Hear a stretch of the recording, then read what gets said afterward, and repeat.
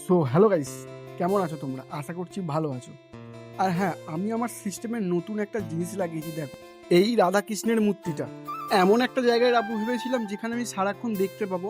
আর আমার কাছে এই জায়গাটাই বেস্ট লাগলো। যাই হোক, আমার কিছু কাজ একটু পেন্ডিং আছে, চলো সেই কাজগুলো আগে ফটাফট করে সেরে ফেলি।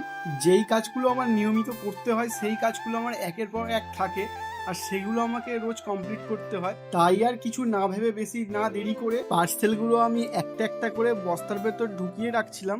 শরীরটাও একটু খারাপ ছিল, তাই ভাবছিলাম যত তাড়াতাড়ি কাজটা করা যায়।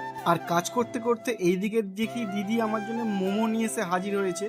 তো আমরা এখানে সবাই মিলে মোমোটা টেস্ট করলাম। আর কি বলতো, মোমোর থেকে আমার স্যুপটাই সব থেকে বেশি ভালো লাগে।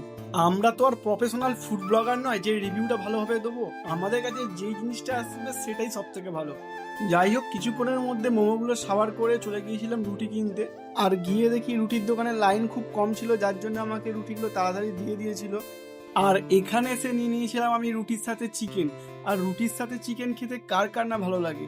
যাই হোক, যার যার ভালো লাগে অবশ্যই কমেন্ট বক্সে জানাও। আর ভিডিওটা যারা যারা নতুন দেখছো তাদেরকে বলছি, কি করছো ভাই, চ্যানেলটা অবশ্যই সাবস্ক্রাইব করো।